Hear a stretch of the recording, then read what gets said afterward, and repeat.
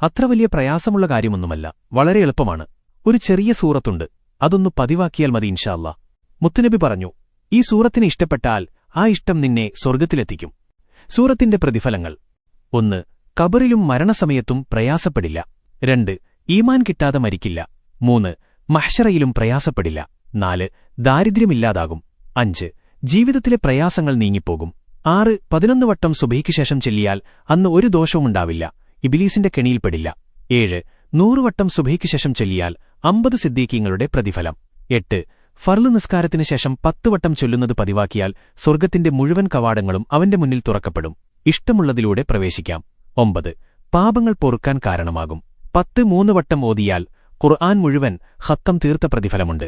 11. 1,00,000 തവണ ചൊല്ലിത്തീർത്താൽ നരകം ഹറാമാകും. 12. റബ്ബ് ഇഷ്ടപ്പെട്ടവരുടെ കൂട്ടത്തിൽ ഉൾപ്പെടും ഇൻഷാ അല്ലാ. റബ്ബ് ഇഷ്ടപ്പെട്ടാൽ അതിനേക്കാൾ വലിയൊരു നേട്ടം വേറെയില്ലല്ലോ. സൂറത്ത് ഇഖ്ലാസ്, അതായത് ഖുൽ ഹുവല്ലാഹു സൂറത്ത്, കഴിയുന്നത്ര തവണ എന്നും ജീവിതത്തിൽ പതിവാക്കുക. അതുപോലെ അറിയാത്തവരിലേക്ക് എത്തിച്ചുകൊടുക്കുകയും ചെയ്യുക. ഒരാൾക്ക് പുതിയ അറിവ് എത്തിച്ചുകൊടുക്കുന്നവർ 1000 ആബിദീങ്ങളെക്കാൾ ഉത്തമരാണ്. റബ്ബ് ആ വിഭാഗത്തിൽ ഉൾപ്പെടുത്തുമാറാകട്ടെ. നമ്മളൊരു അറിവ് മറ്റൊരാൾക്കെത്തിച്ചാൽ അവർ ചെയ്യുന്നതിന്റെ പ്രതിഫലവും നമുക്ക് ലഭിക്കും. അതുകൊണ്ട് നിങ്ങളുടെ കൂട്ടുകാരിലേക്ക് എത്തിച്ചുകൊടുക്കാം ഇൻഷാ അല്ലാ. അല്ലാഹു കബൂൽ ചെയ്യട്ടെ.